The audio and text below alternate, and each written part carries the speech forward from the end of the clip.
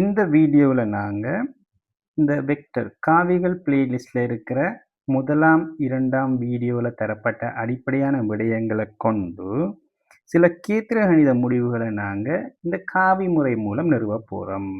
சரிதானே?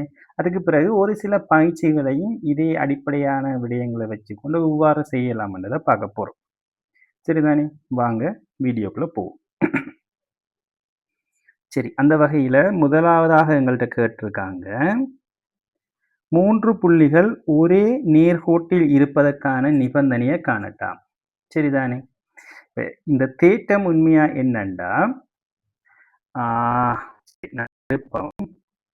A, B, C. சரிதானே? 3 புள்ளிகளை கருதுக எனும் புள்ளிகளை கருதுக.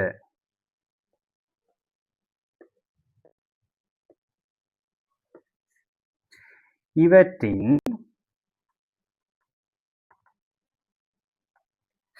தானக்காவிகள்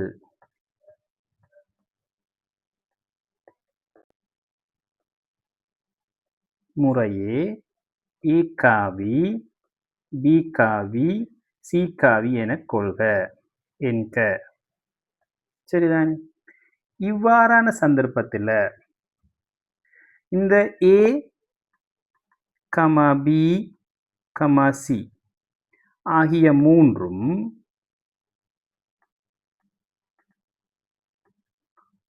ஒரே நேர்கோட்டில் இருப்பதற்கு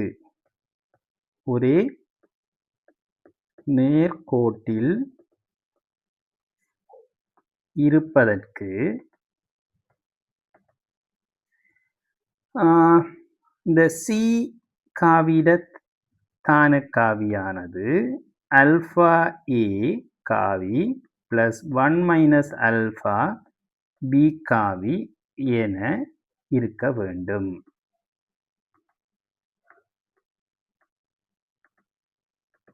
இதுதான் அந்த நிறுவல். இங்க alpha வந்துட்டு ஒரு எண்ணிக்கணியம். சரியா? இப்படி இருந்தா, அதாவது A, B, C என்ற 3 புள்ளிகள தானக்காவிகளை A காவி, B காவி, C காவி என்ற சந்தர்ப்பத்தில் இதுல C காவி alpha A plus 1 minus alpha B என இருந்தா இந்த மூன்றும் ஒரே நேர்கோட்டில் இருக்கும். சரிதானே? இதுக்குரிய நிறுவல் எப்படி என்றா,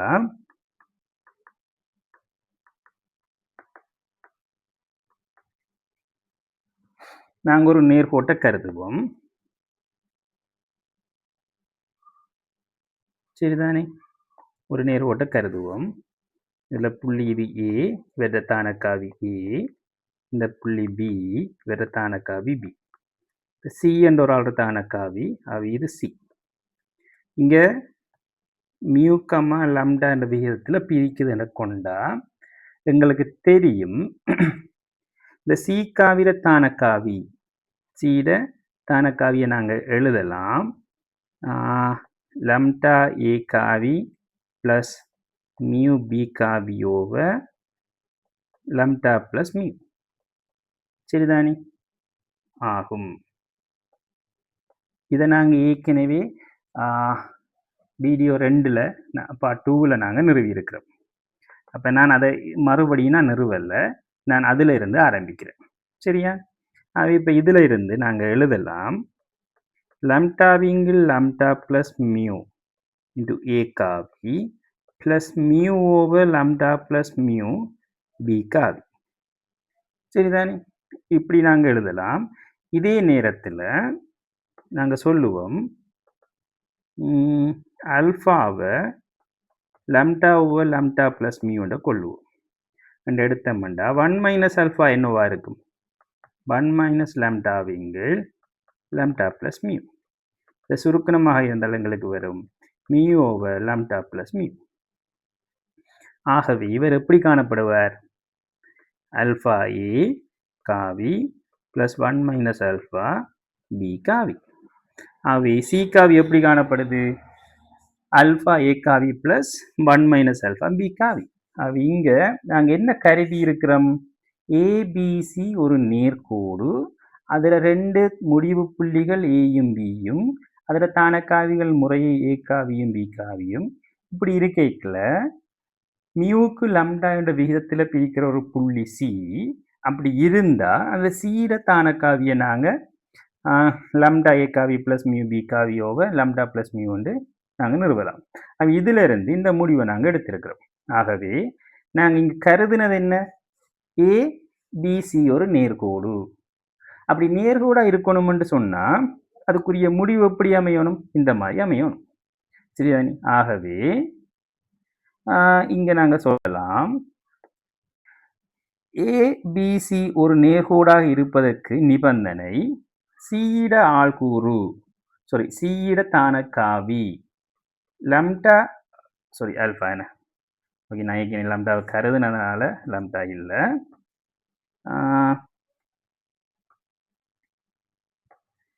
சரி ஆல்பா ஏ காவி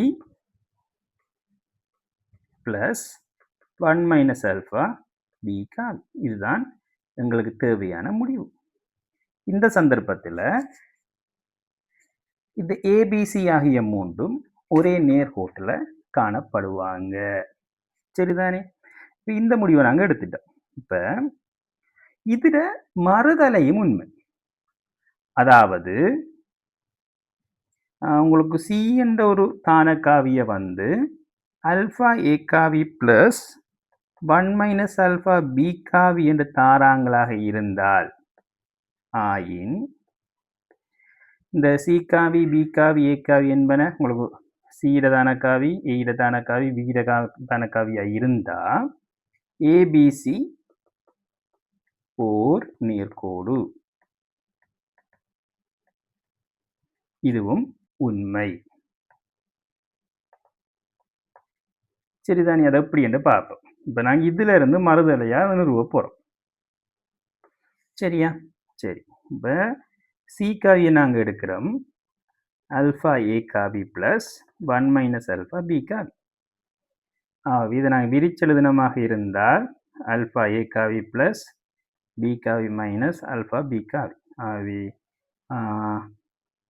சி காவி மைனஸ் பி காவி ஈக்குவல்ஸ் ஆல்பா இன்டு ஏ காவி மைனஸ் பி காவி.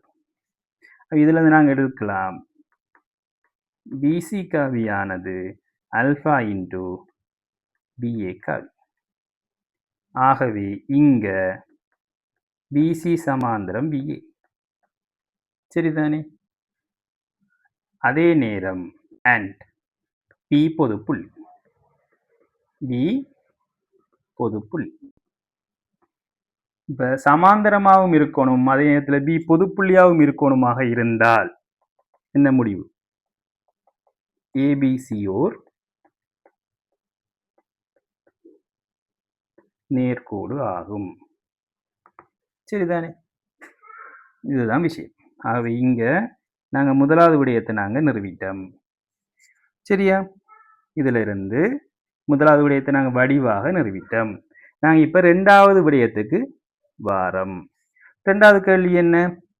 யாதாயினும் ஒரு முக்கோணியின் இரு பக்கங்களின் நடுப்புள்ளியின் இணைப்பு மூன்றாம் பக்கத்துக்கு சமாந்தரமாகவும் அரை மடங்காகவும் ஆகும் என நிறுவட்டாம். அப்ப நாங்க ஒரு முக்கோணத்தை முதல்ல கருதுவோம். ஒரு முக்கோணத்தை நாங்க கருதுறோம். சரி. இப்ப இதுல நடுப்புள்ளியை நாங்க குறிப்போம். சரிதானே?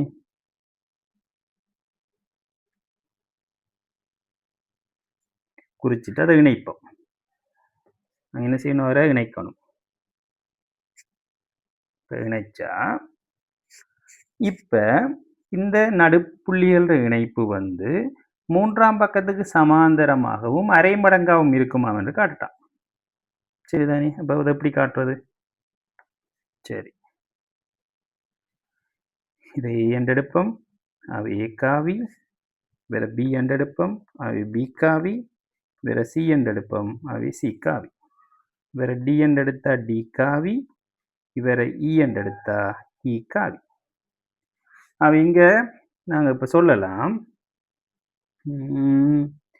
ஏபிட நடு ஏபி நடு டி. ஆகவே டியிட ஆள்கூறு என்னவா இருக்கும்? டியிட தானக்காவியை நாங்கள் டி என்று எடுத்துக்கலாம். இதில் நடுவுக்கு நாங்கள் வீத சமத்தேற்றத்தில் நடுவுக்குரிய சமன்பாட்டை போட்டமாக இருந்தால் ஏ காவி ப்ளஸ் பி காவி கீழ் 2. இதே மாதிரி ஏசியின் நடு இ, ஏசியின் நடு இ. ஆகவே இ காவியை நாங்கள் எழுதலாம் ஏ காவி ப்ளஸ் சி காவி கீழ் 2. இப்போ இவரை நான் முதலாவது சமன்பாடாக கருதுறேன், இவரை ரெண்டாவது சமன்பாடாக கருதுறேன். கருதிட்டு 1 - 2 நான் எடுக்கிறேன். எடுத்தால் டி காவி மைனஸ் இ காவி என்ன வரும்? ஹாஃப் ஏயும் ஏயும் போக பி காவி மைனஸ் சி காவி. ஆகவே இடி காவி அரை சிபி காவி.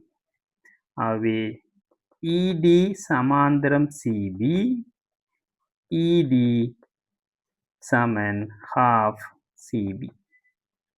ஸோ இதுதான் நாங்கள் நிறுவ வேண்டியது.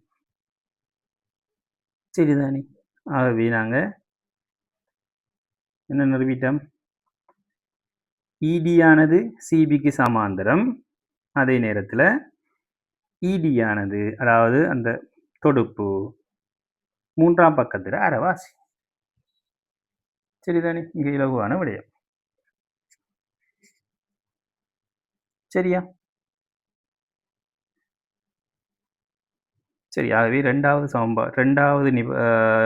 முடிவை நாங்கள் நிறுவிட்டோம். ஓகே, இப்போ மூன்றாவது முடிவுக்கு நாங்கள் வரோம்.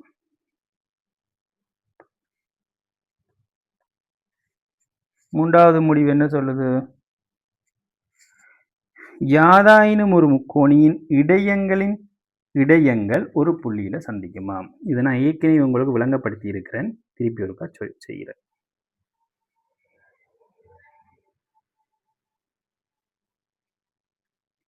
இடையங்கள் என்றா சரிதானே?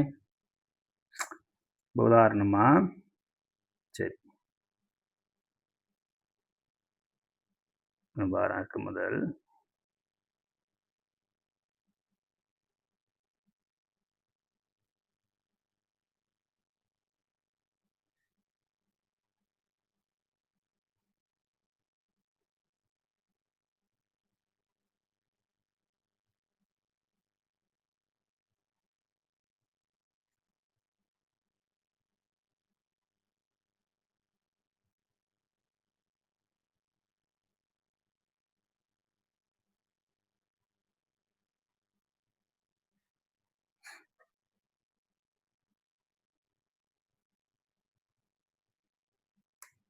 சரி, இதே மாதிரி ஒரே முக்கோணியை நான் கருதுறேன், மூன்று நிலையில கருதுறேன். சரிதானே? சரி, வேற நான் என்று எடுக்கிறேன்.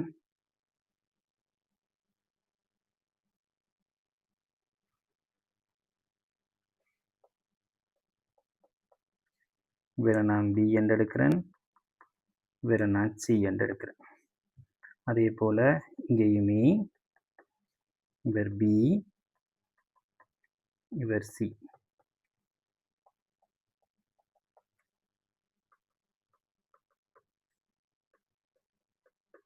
சரிதானே? இப்ப இடையம் என்ற உண்மையில என்னன்னா, ஒரு உச்சியிலிருந்து அதில் எதிர்பக்கத்துக்கு வரைகிற இருசம ஊராட்சி. இதுல இருந்து நாங்கள் இருசம ஊராக்கி கொண்டு வரைஞ்சோம்டா இப்படி வருது. அதே மாதிரி பியில இருந்து வரைஞ்சோம்டா இந்த மாதிரி வருது. அதே மாதிரி சியில இருந்து வரைஞ்சோம்டா இந்த மாதிரி வருது. சரிதான், இதுதான் இடையங்கள். இப்ப இந்த 3 பேரும் சந்திக்கிற புள்ளி, அதாவது ஒரு புள்ளியில சந்திக்கும் என்று நாங்கள் நிறுவனம். இதான் நாங்கள் செய்ய வேண்டிய வேலை. சரியா? இவரில் நான் இதை டி என்று எடுக்கிறேன்.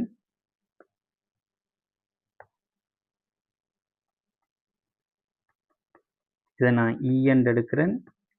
இதை நான் எஃப் என்று எடுக்கிறேன். சரிதானே? இப்ப பிசியின் நடு, பி ஆ, இந்த முதலாவது முக்கோணத்துல, முதலாவது சந்தர்ப்பத்துல BCயின் நடு D. ஆகவே D ட தானக்காவிய நாங்க சொல்லலாம் B பிளஸ், அதாவது B காவி பிளஸ் C காவிங்கள் 2. சரியா?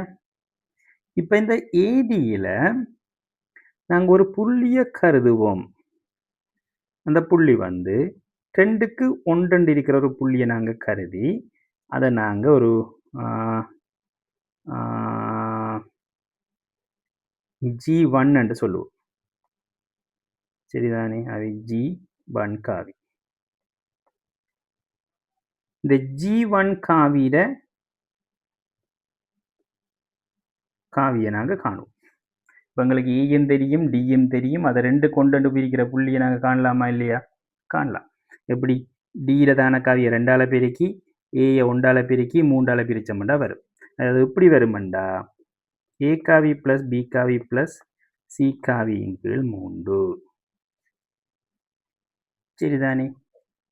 இப்ப இதே போல இந்த 2வது சந்தர்ப்பத்திலையும் 2 கொண்டு பிரிக்கிற புள்ளிய நாங்க ஒரு G2 என்று எடுப்போம். அப்ப இங்கேயும் இதே முறையில நாங்க G2 கண்டமாக இருந்தால், G2 காவிய கண்டமாக இருந்தால், அதுவும் A காவி பிளஸ் B காவி பிளஸ் C காவிங்கள் 3 என்று தான் வரும். இதே போல 3வது சந்தர்ப்பத்திலையும் 2க்கு 1 பிரிக்கிற புள்ளிய நாங்க G3 என்று நாங்க எடுத்தமாக இருந்தால், G3 தான காவியும் இங்க A காவி பிளஸ் B காவி பிளஸ் C காவிங்கள் 3 என்று தான் வரும். ஆகவே இதுல இந்த முடிவு என்னண்டா, இந்த 2க்கு 1 என்று பிரிக்கிற புள்ளி சரிதானே? அதாவது இடையங்கள் நாங்க ஒவ்வொரு உச்சியிலிருந்து இடையங்களை வரையக்குள்ள அவங்க ஒரு புள்ளியில சந்திப்பாங்க. அந்த புள்ளி அந்த வரைகிற இடையங்களை 2க்கு 1 பிரிக்கிற ஒரு புள்ளியாகவும் காணப்படும். சரிதானே? அவை இங்க G1 காவியும் G2 காவியும் G3 காவியும் சமன்.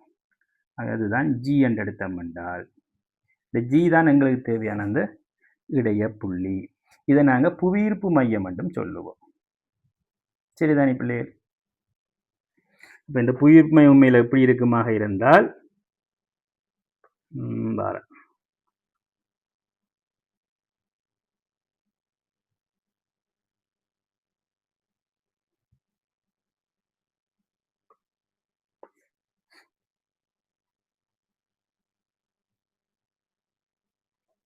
இப்படி ஒரு முக்கோணம் காணப்படுவதாக இருந்தால், சரிதானே? உச்சியிலிருந்து எதிர் பக்கத்துக்கு வருகிற இந்த புள்ளியா காணப்படும். இங்கிருந்து வரைஞ்சாலும் அவர் இந்த புள்ளி கூடத்தான் செல்லுவார். இந்த புள்ளி G. இப்ப உச்சியிலது 2க்கு 1 பங்குல காணப்படும். சரிதானே? இடையங்கள தொடுப்பு ஒரு புள்ளி கூட போகும். அந்த புள்ளி 2க்கு 1 வீதத்துல காணப்படும். அதை நாங்க புவியீர்ப்பு மையம் என்றும் சொல்லுவோம். சரியா? அது 3வது நாங்க நிரூபித்தோம். இப்ப 4வது, ஓர் இணைகரத்தின் மூலை விட்டங்கள் ஒன்றையொன்று இருசம கூறிடும் என்று நிறுவட்டாம். சரிதான், இது மிக இலகுவான விடயம். 4வது கேள்வி, ஒரு இணைகரத்தை நாங்க கீறுவோம்.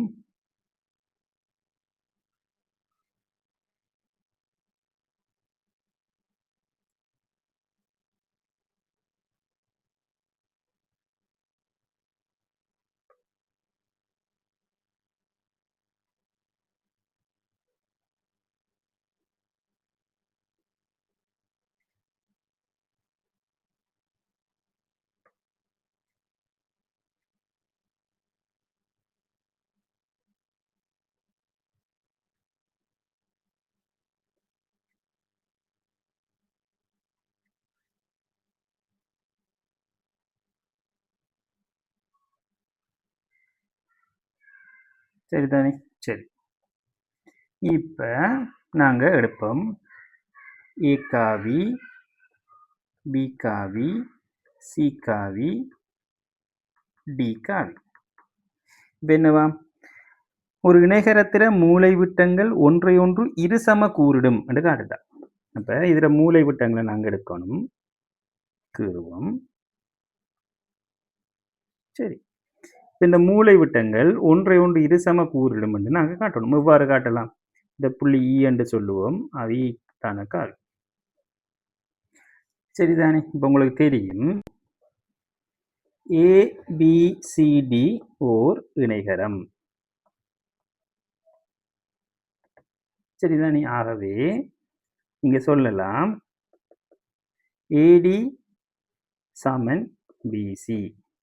அதே நேரம் AD சமாந்தரம் BC. அதே நேரம் போக்கும் எப்படி? சேம். இங்க பருமன் சமன், இது திசை, அடுத்தது போக்கும் ஒரே போக்கு. ஆகவே AD காவி BC காவிக்கு சமன். AD காவி BC காவிக்கு சமனாக இருந்தால் நாங்கள் தானக்காவியில் எழுதினமாக இருந்தால் D காவி மைனஸ் A காவியும் C காவி மைனஸ் B காவியும் சமன்.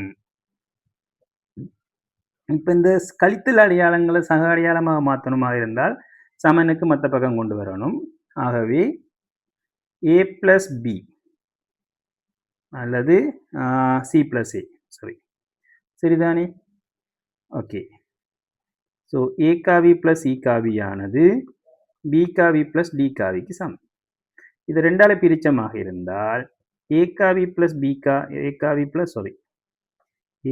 பிளஸ் C காவி கீழ் 2 ஈக்குவல்ஸ் B காவி பிளஸ் D காவி கீழ் 2. இப்போ A காவி பிளஸ் C காவி கீழ் 2ங்கிறது ஆறு உண்மையில் இது சொல்லுங்க பார்ப்போம். இவர் உண்மையில் ஏசியின் நடு. சரிதானே? ஏசியின் நடு E ஆகும். சரிதானே? அதே போல இவர் வந்தாரு பிடியிட நடு. பிடியின் நடு E தான்.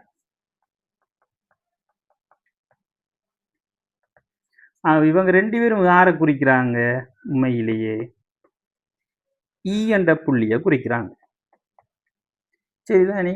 E என்றால் ஆறு ரெண்டு நேர்கோடு, அதாவது ரெண்டு மூலை விட்டங்களையும் உண்மையில நடுப்புள்ளி. அவங்க நாங்க ரெண்டு மூலை விட்டங்களும் சந்திக்கிற புள்ளியை தான் நாங்க E என்று எடுத்தோம். ஆனா இந்த நிறுவலி மூலம் எங்களுக்கு தெரியுது அந்த சந்திக்கிற புள்ளி நடுப்புள்ளியாகவும் காணப்படுது. ஆகவே மூலை விட்டங்கள் ஒன்றை ஒன்று இருசம கூறிடும். சரிதானே? சரி. அடுத்தது ஒரு நாட்பக்கலின் மூலை விட்டங்கள் இருசம கூறிடின் அந்நாட்பக்கல் ஒரு இணைகரம் என காட்டுக. இப்ப நீங்க உண்மையில என்ன செய்யலாம் என்று சொன்னா ஒரு நாட்பக்கலை கீறிட்டு மூலை விட்டங்களை கீறணும். மூலை விட்டங்கள நடு ஒரு புள்ளியை எடுத்துட்டு அந்த நடுவிட நடுப்புள்ளியை கண்டு இதன் மூலம் நீங்க என்ன செய்யணும் என்று சொன்னா பக்கங்கள், அதாவது ரெண்டு எதிர்பக்கங்கள் சமனும் சமாந்தரமா வார மாதிரியான ஒரு காவியை நீங்க உருவாக்கணும். நீங்க இந்த 4வது வச்சுக்கொண்டு உங்களால 5வது செய்ய இயலும். சரிதானே? 5வது நான் நீங்க செய்யுங்கன்னு விடுறேன். You try.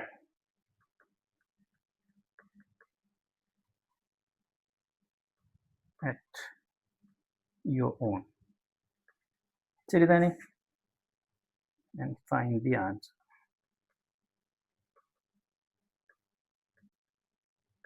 ஓகே.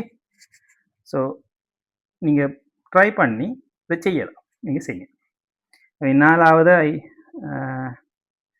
நான் உங்களுக்கு தரேன். You just try. ஓகே. 6வது விடயம் ஒரு நாட்பக்கலின் நடுப்புள்ளிகளின் இணைப்பு ஒரு இணைகரமாகும் என நிறுவுக. ஒரு நாட்பக்கலின் நடுப்புள்ளிகளின் இணைப்பு ஒரு இணைகரமாகும் என நிறுவுக. இது மிக இலகுவான விடயம். இதெல்லாம் செஞ்சு விடுறேன். நீங்க ஒரு நாட்பக்கலை கருதணும். ம்,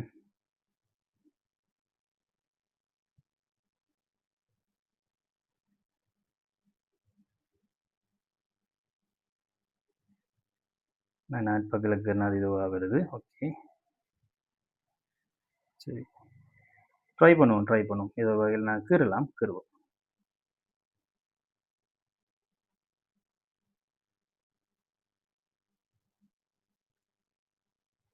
சரிதான், இப்படி ஒரு நாட்பகலை நான் கருதுறேன்.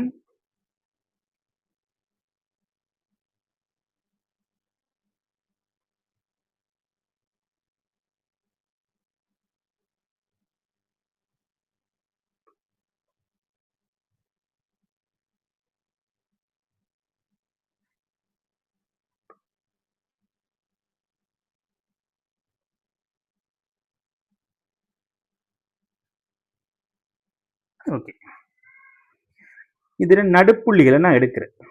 முதல்ல நடுப்புள்ளிகளை நான் எடுக்கிறேன். இவற்ற நடு இது, இவற்ற நடு இது, என்னுடைய கண் மதிப்பத்துக்கு நான் எடுக்கிறேன். இவற்ற நடு இவர், இவற்ற நடு இவர். இப்போ இவங்களை நான் இணைக்கணும். சரிதானே?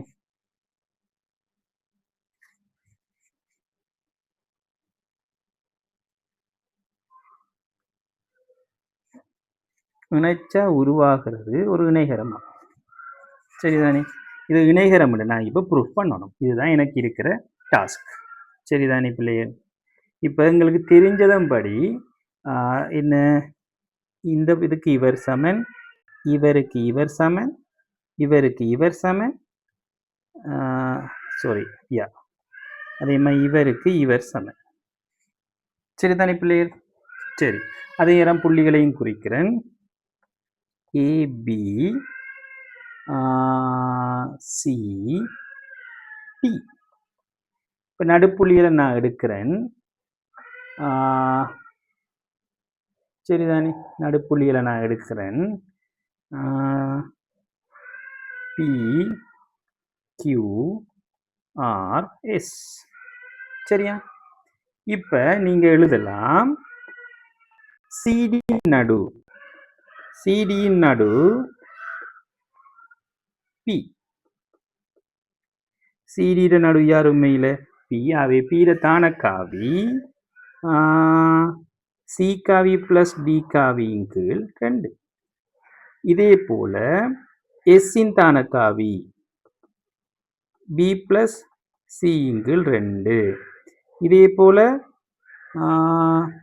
ஆரின் தான காவி ஏ காவி பிளஸ் பி காவி 2.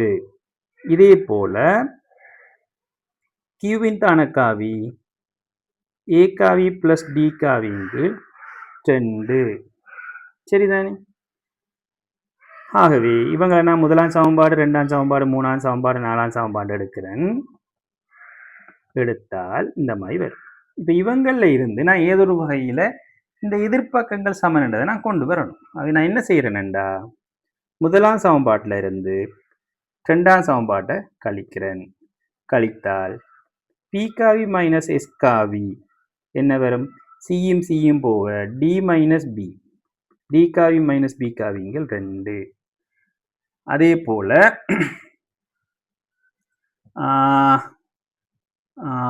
எப்படி எடுக்கலாம் பாருங்க, இதில் எப்படி எடுக்கலாம்? Q 4ல இருந்து 3, 4ல இருந்து 3 கழிச்சா என்ன வரும்? Q காவி மைனஸ் ஆர் காவி, Q காவி மைனஸ் ஆர் காவி எடுத்தோம்னால் ஏயும் ஏயும் போக இதே டி காவி மைனஸ் பி காவிங்கள் 2.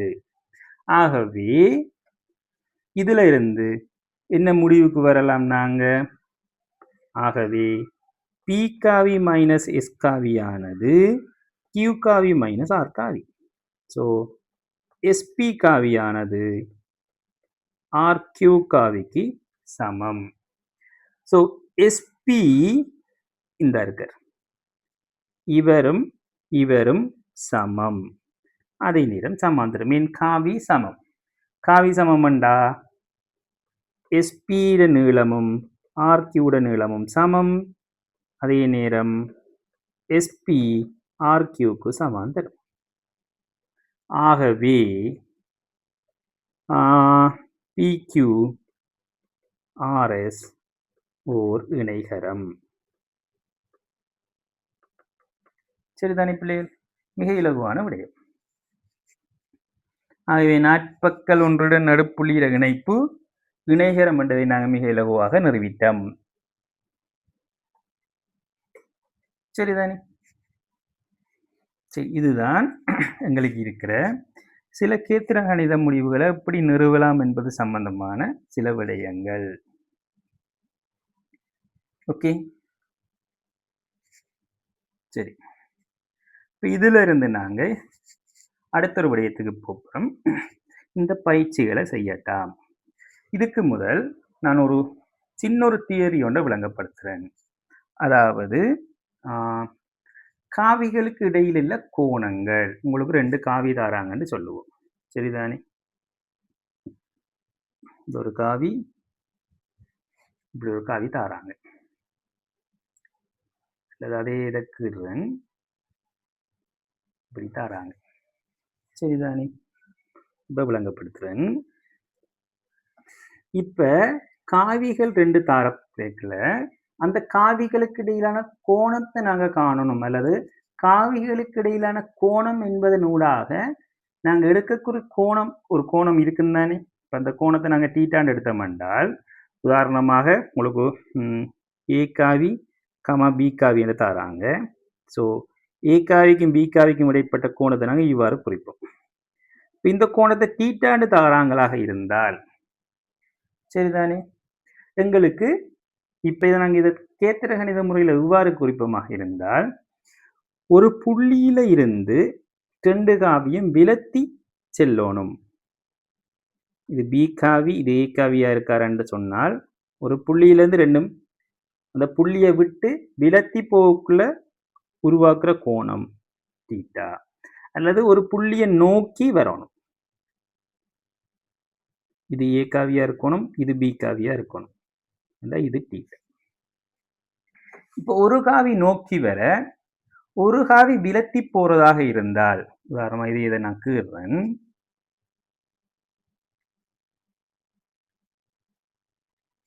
சரிதானே? இந்த சந்தர்ப்பத்தில் இவர் நோக்கி வாரார், இவர் விலத்தி போறார். இந்த சந்தர்ப்பத்தில் உண்மையில ஏபிக்கு இடையிலான கோணம் தீட்டாவானால் நாங்கள் இங்க கருத வேண்டிய கோணம் ஒன்றில் நோக்கோணம் அல்லது விலத்தோணும். இப்போ இந்த புள்ளியில நோக்கிரமாய் கருதனமாக இருந்தால் ஏ ஏற்கனவே நோக்கித்தான் வாரார். ஆகவே இந்த இதுவும் என்ன செய்யணும்? நோக்கி போகணும். ஆகவே பி இங்கே இருக்கணும். இருந்தால் இந்த கோணத்தை தான் நாங்கள் இடைப்பட்ட கோணம் தீட்டாவாக கருதுவோம். சரியா? அப்படி இல்லையா, இந்த கோட்டை நீட்டிட்டு இப்ப பாருங்க, இது விலத்துறார், இவரும் விலத்துறார், இவரும் விலத்துறார். இந்த நேரத்தில் உருவாகிற இந்த கோணம் தான் தீட்டா. சரிதானே பிள்ளைகள்? ஆகவே ஒன்றில் நோக்கி ஒரு புள்ளியை நோக்கி இருக்கணும், அப்படி இல்லையா விலத்தி இருக்கணும். இந்த சந்தர்ப்பத்தில் மட்டும்தான், அந்த சந்தர்ப்பத்தில் நாங்க காவிகளுக்கு இடையிலான கோணத்தை எங்களால குறிக்க முடியும். சரியா? விளங்குதுதானே? சரி, இப்போ உதாரணத்துக்கு உங்களுக்கு ஒரு சின்ன பயிற்சி ஒன்று நான் செய்கிறேன். இது ஒரு கோடு, இது ஒரு கோடு. இப்ப இவர் நோக்கிறார், இவர் விலத்துறார். இந்த கோணம் உங்களுக்கு π/3 என்று தராங்க. ஆகவே ஏ காவி பி காவிக்கு இடைப்பட்ட கோணத்தை கேட்குறாங்களா இருந்தால் சொல்லுங்க பார்ப்போம். ஒன்றில் 2 நோக்கணும். அப்படி நோக்கிறதாக இருந்தால் இப்படி வரணும். இந்த கோணம் தான் எங்களுக்கு தேவையான கோணம் தீட்டா. இங்க தீட்டா வந்து என்ன? π - π/3, 2 π/3. அப்படி இல்லையா, ரெண்டுமே விலத்தணும், அதாவது இந்த கோணத்தை கருதணும். ரெண்டுமே குத்தெரு கோணங்கள், இங்க ஏதாவது ஒன்றை கருதலாம். இதுதான் காவிகளுக்கு இடையிலான கோணம் சம்பந்தமான கன்செப்ட். சரிதானே? சரி,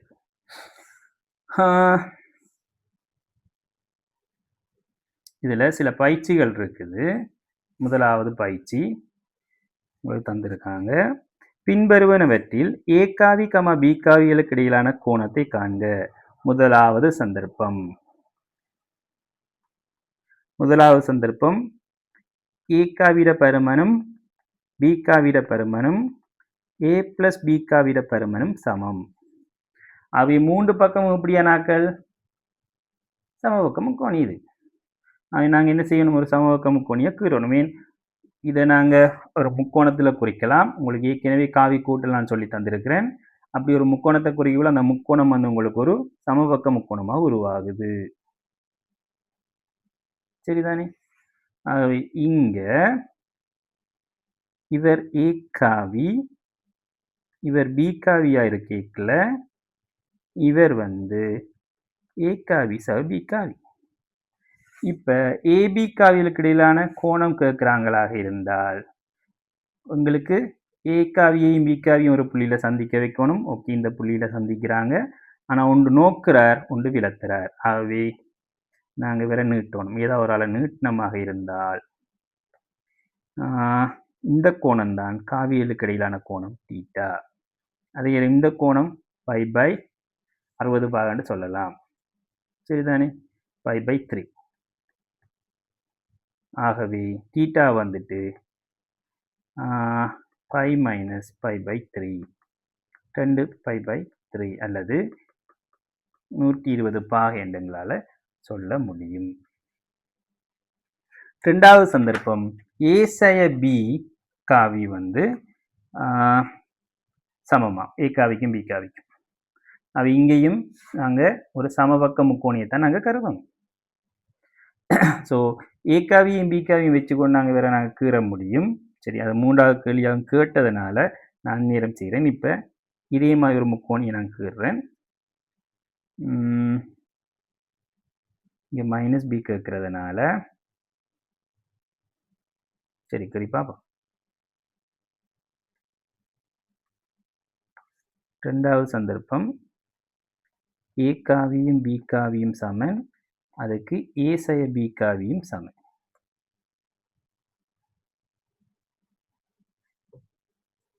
ஸோ ஏ சய பி வரணுமாக இருந்தால் பி காவியை குறித்து தான் நாங்கள் எடுக்கணும். ஆகவே ஓகே,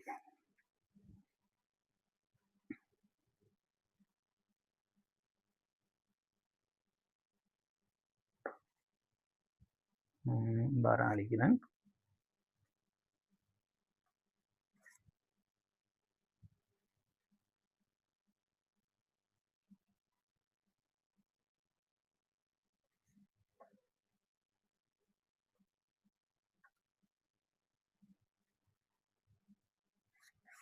சரி, இது ஏ காவியா காணப்படுறார், இவர் பி காவி, இவர் மைனஸ் பி காவியா காணப்பட்டால் இந்த காவி ஏ காவி மைனஸ் பி காவி. நாங்கள் ஏற்கனவே படிச்சிருக்கிறோம். சரிதானே? இப்போ உங்களுக்கு தெரியும் இது மூன்றுமே சமன்ன்றதுனால இந்த கோணம் வந்து 60 பாகை. இப்போ உங்களுக்கு தேவை ஏபிக்கு இடையிலான கோணம். இவரை நீட்டினம் என்றால் இவர் போறார், இவர் விலத்துறார். ஆகவே இங்க இந்த கோணமும் சமன். இதுதான் எங்களுக்கு தேவையான தீட்டா, அது 60 பாகை. மிக இலகுவான விடயம். ஆகவே இங்கே ஏ காவிக்கும் பி காவிக்கும் இடையிலான கோணம் 120 பாகை, இங்கே ஏ காவிக்கும் பி காவிக்கும் இடையிலான கோணம் 60 பாகை. மூன்றாவது விடயம், இந்த ஏ சக பியும் ஏ சய பியும் சமனாம். சரி, ஏ சக பியும் ஏ சய பியும் சமம்.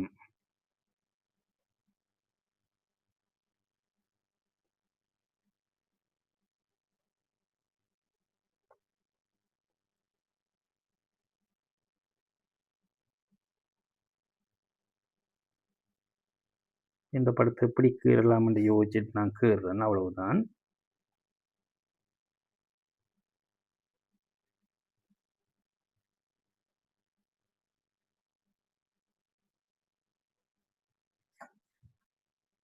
ஏ சக பியும் சமன், ஏ சய பியும் சமன்.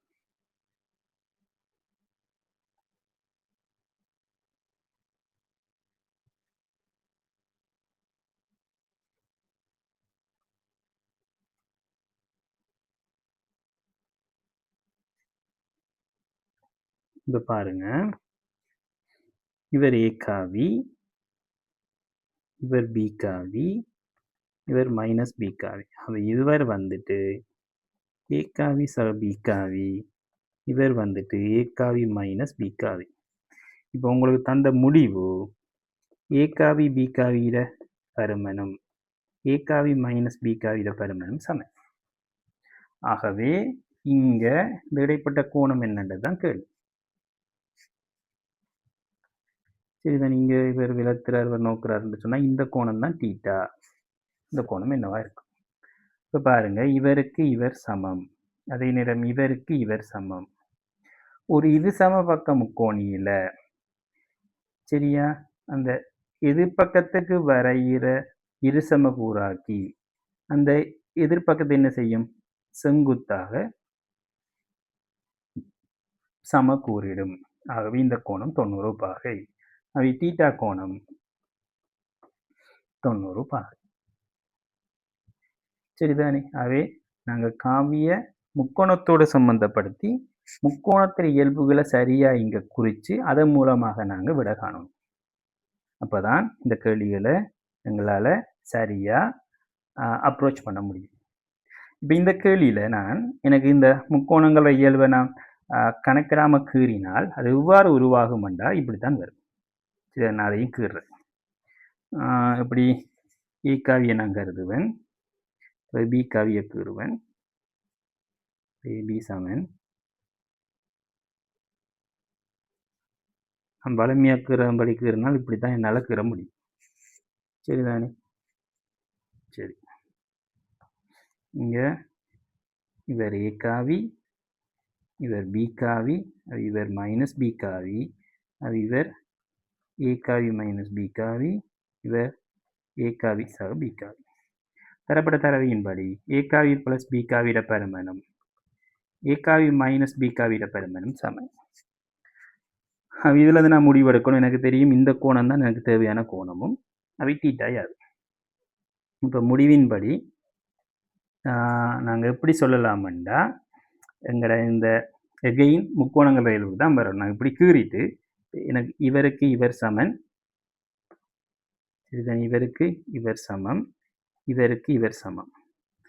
ஆகவே இந்த இருசமகூறாக்கிற கோடு உண்மையில செங்கோணத்தில் இடைவட்டம். இதை நீங்க இந்த கன்செப்ட் இல்லாம கீறினாலும் பிறகு அந்த கன்செப்டுக்குள்ள நீங்க விழணும், விழுந்து அதை சரியான முறையில கணிக்கணும். சரிதானே பிள்ளைகள்? ஓகே, இதுல அடுத்த விடயத்துக்கு வாரம். ஏ காவி பி காவி தரப்பட போது ஏ சக பி காவிட மொடுலஸ் ஏ காவி சக பி காவிட மொடுலஸ் என்பவற்றை ஒரே படத்துல வரைந்து பின்வருவதை காணலாம். இப்போ நான் ஏற்கனவே வரைஞ்சிட்டேன் உங்களுக்கு. இப்போ சமமண்டு இல்லை, அதனால நான் நார்மலாகவே வரையலாம். சரி,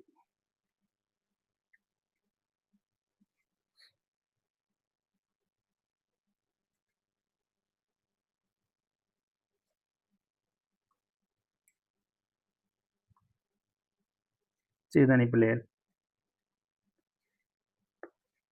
இது ஏ,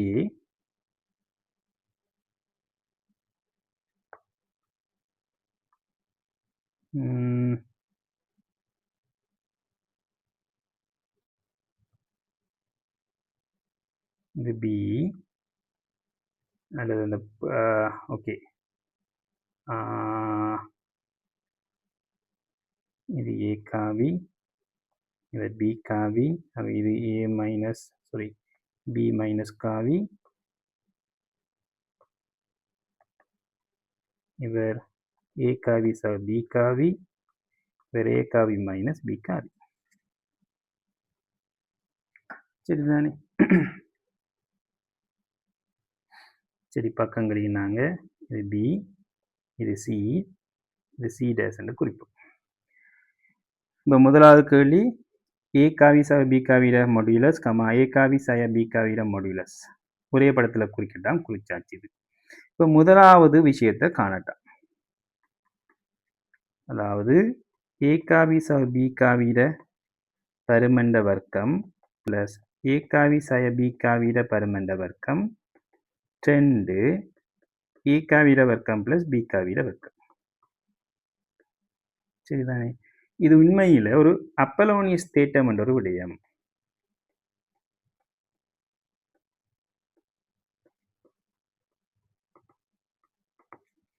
சரிதான். இதை நாங்கள் அந்த பக்கங்கள இதில் எழுதினோம் என்றால் a சக b காவிங்கிறால் உண்மையில யாரு? ac வர்க்கம் பிளஸ் ac டேஷிட வர்க்கமானது 2 ab வர்க்கம் பிளஸ் bc வர்க்கம். இதான் இந்த விஷயம். இதை நாங்கள் காவி முறையில் எங்களை கேட்டிருக்காங்க. அதை நாங்கள் அப்பலோனியஸ் தேற்றத்தை நாங்கள் காவி முறையில் நிறுவுறதை விட அப்பலோனியஸ் தேற்றத்தின் மூலம் இதை நாங்கள் நிறுவலாம். சரிதானே? உண்மையில் அப்பலோனியஸ் தேற்றத்தால் இதை குறிப்போம். இப்போ இந்த பக்கங்களுக்கு இந்த காவியில் பெரிய திட்டம் அதை விட இதான் விஷயம், வேறு ஒன்றுமே இல்லை. உங்களுக்கு அப்பலோனியஸ் திட்டம் தெரியாதுண்டா நீங்கள் அப்பலோனியஸ் திட்டத்தை நிறுவுறதுக்கு ட்ரை பண்ணலாம். அதுவும் ஒரு பெரிய விஷயம் இல்லை. சரிதானே பிள்ளைகள்? இப்போ உதாரணத்துக்கு ஒரு அப்பலோனியஸ் திட்டம் ஒன்று நாங்கள் ப்ரூஃப் பண்ணணுமாக இருந்தால் சரி அதை செஞ்சு பார்ப்போம். ஒன்றும் அவ்வளோ கஷ்டமான விஷயம் இல்லை. ஒரு ஒரு ஒரு முக்கோணம் இருக்கிறார். இதில் கே இந்த முக்கோணத்தை நான் அழிக்கிறேன்.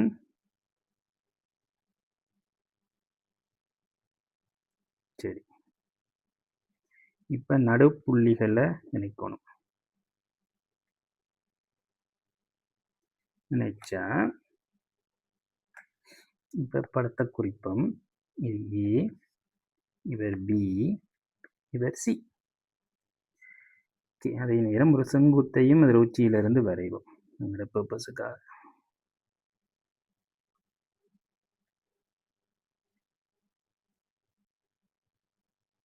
சரிதானே? வரைஞ்சிட்டு அவரை ஈ என்று குறிப்போம்.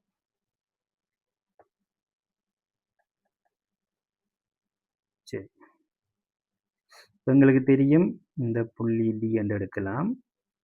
இவருக்கு இவர் சமன். ஓகே, சரி. இப்போ இந்த அப்பலோனியஸ் தேற்றம் என்றால் தந்திருக்காங்க என்ன? ஏபிட வர்க்கத்தையும் ஏசிட வர்க்கத்தையும் காணணும். இப்போ பைதகரசின் தேற்றப்படி ஏபிட வர்க்கத்துக்கு பதிலாக நாங்கள் என்ன எழுதலாம்? இது ஹெச் என்று எடுப்போம். ஹெச் வர்க்கம் பிளஸ் சரிதானே? இப்போ பிஇ எங்களுக்கு தேவை. உண்மையில் பிஇங்கிறால் நாங்கள் ஒரு இவரை y என்று எடுத்து இவரை x என்று எடுப்போம். எடுத்தா பிங்கிறால் உண்மையில யாரு? X minus y. அதே மாதிரி இசிங்கிறால் யாரு? X plus y. So A B நீட்டாக எழுதி வாரன் அழிக்கிறேன். ஓகே, ஏபிட வர்க்கமானது ஏஇ வர்க்கம் பிளஸ் பிஇ வர்க்கம். ஸோ ஏஇட வர்க்கம் ஹெச் வர்க்கம், பிஇட வர்க்கம் எக்ஸ் மைனஸ் ஒய் முழுவதையும் வர்க்கம். இதே போல் ஏசிட வர்க்கம் நாங்கள் எழுதலாம் ஹெச் வர்க்கம் பிளஸ் எக்ஸ் பிளஸ் ஒய்ட வர்க்கம். நான் ஒரு லைனை குறைச்சிட்டேன். இப்போ ஏபிட வர்க்கம் பிளஸ் ஏசிட வர்க்கத்தை நாங்கள் எழுதலாம் இவங்களோட கூட்டு. ஸோ 2 ஹெச் வர்க்கம் பிளஸ் சொல்லுங்க எக்ஸ் மைனஸ் ஒய்ட வர்க்கம் பிளஸ் எக்ஸ் பிளஸ் ஒய்ட வர்க்கம். ஸோ 2 ஹெச் வர்க்கம் பிளஸ் உங்களுக்கு என்ன மிஞ்சும்? இதுக்குள்ள இந்த நடு உறுப்பு மிஞ்சும். நடு உறுப்பு கழிவிடும். ஏன் எக்ஸ் வர்க்கம், அங்கேயும் எக்ஸ் வர்க்கம். ஸோ 2 எக்ஸ் வர்க்கம் ப்ளஸ் இங்கே மைனஸ் 2xy, அங்கே ப்ளஸ் 2xy போக 2y வர்க்கம். சரிதானே? சரி, இப்போ உங்களுக்கு தெரியும் இதில் இருந்து 2 பொதுவெடுத்தா ஹெச் வர்க்கம் ப்ளஸ் எக்ஸ் வர்க்கம் ப்ளஸ் ஒய் வர்க்கம். இப்போ இதில் உங்களுக்கு ஏடி வர்க்கத்தை நீங்கள் என்ன எழுதலாம்? ஏடிட வர்க்கம் ஹெச் வர்க்கம் ப்ளஸ் ஒய் வர்க்கம். ஸோ 2 h வர்க்கம் ப்ளஸ் y வர்க்கத்துக்கு ஒன்றும் x வர்க்கத்துக்கு மற்றதையும் போட்டோம்னா எங்களுக்கு தேவையான நிறுவல் வந்துடும். ஸோ 2 இன்டு ஏடி வர்க்கம் ப்ளஸ் டிசி வர்க்கம். ஸோ இதுதான் அப்பலோனியஸ் தேற்றம். ஸோ இந்த தேற்றத்தையும் நாங்கள் டிரெக்டாக இந்த கேள்விக்கான விடையை எங்களால் செய்யக்கூடியதாக இருக்கும். சரிதானே? அடுத்த விஷயம் சொல்றாங்க. ரெண்டாவது விஷயம், ஏகாவி சக பீகாவிர மாடுலஸ் எப்பையும் ஏகாவிக்கும் பீகாவிர கூட்டுக்கும் சமனாகவோ அல்லது சிறிதாகவோ காணப்படும். இது உண்மையில் ஒரு முக்கோணியில யாதாயினும் முக்கோணியில் சரிதானே ஏசி எப்பவும் ஏபி பிளஸ் பிக்கு சமனா இருக்கும். அதாவது ஏதாவது ஒரு மூன்றாவது பக்கம் ஏதாவது ஒரு மூன்றாவது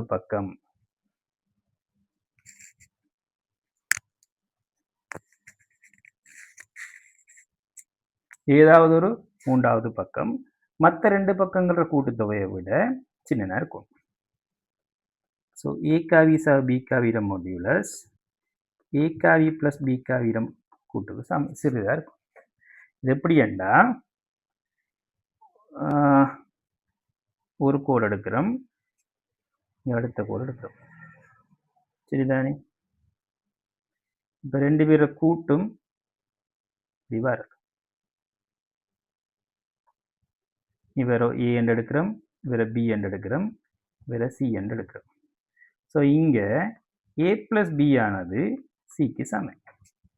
இப்போ ஏ பிளஸ் பி சிக்கு சமனாக இருந்தால் ஒரு நேர்கோடு ஆகுது. இதே இது இந்த ஏ பிளஸ் பி சரிதானே ஏ பிளஸ் பி சியை விட சின்னனா இருந்தா ஏ பிளஸ் பி சியை விட சின்னனா இருந்தா என்ன நடக்கும்? உண்மையில சி இங்க இருக்கிறார். இப்ப ஏ என்றால் இந்த மாதிரியும் பி என்றால் இந்த மாதிரியும் வரும். ஏன்? ரெண்டு பேர் மூணாவதால் மத்தாளை விட சின்ன. சரிதானே? ஆகவே யாராயினும் ஒரு முக்கோணியில ரெண்டு பக்கங்கள கூட்டுத்தொகை எப்பவும் மூன்றாம் பக்கத்தை விட சின்னனா இருக்கணும். அப்பதான் உங்களுக்கு நேர்கோட்டை விட எலும்பின மாதிரியான ஒரு ஷேப் உருவாகும். இங்க இந்த பக்கம் அதாவது இவர் ஏ இவர் பி. ஸோ இந்த ஏயும் பியும் ஏடையும் ஏ பக்கத்திலையும் பி பக்கத்திலையும் கூட்டுத்தொகை சியோட பெருசு. இது ஒரு முக்கியமான ஒரு விடயம். சரிதானே பிள்ளைகள்? சரி, அடுத்தது மூணாவது விடயம். ஒரு இதோட கேட்டிருக்காங்க. ஏ பிளஸ் பிட வர்க்கமானது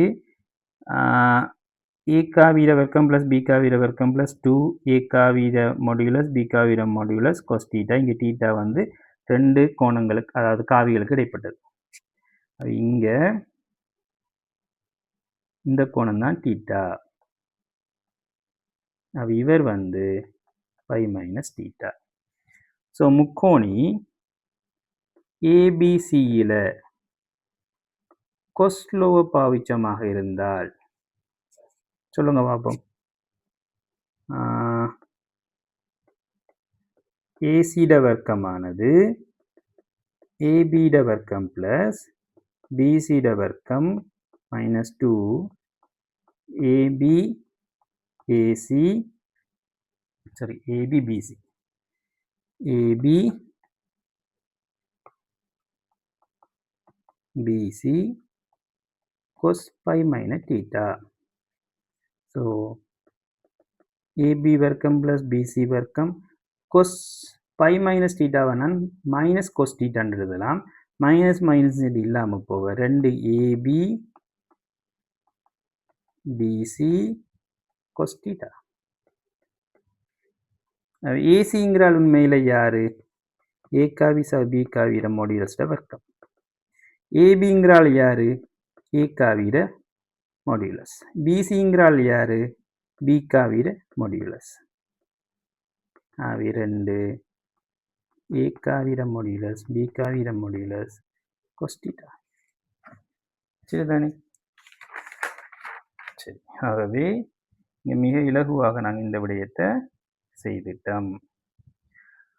ஓகே, 3 விடயத்தை முடிச்சாச்சு. மிக இலகுவான விடயங்கள். சரிதானே பிள்ளைகள்?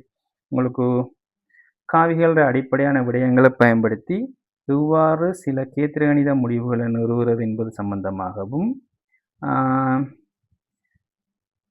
சில பயிற்சிகளையும் அடிப்படையாக அந்த கோணங்களை வச்சு கொண்டு அல்லது இந்த காவி கூட்டலை வச்சு கொண்டு ஒரு முக்கோணத்தை உருவாக்கி அதன் மூலமான சில பயிற்சிகளையும் நாங்கள் இந்த வீடியோவில் பார்த்துருந்தோம்.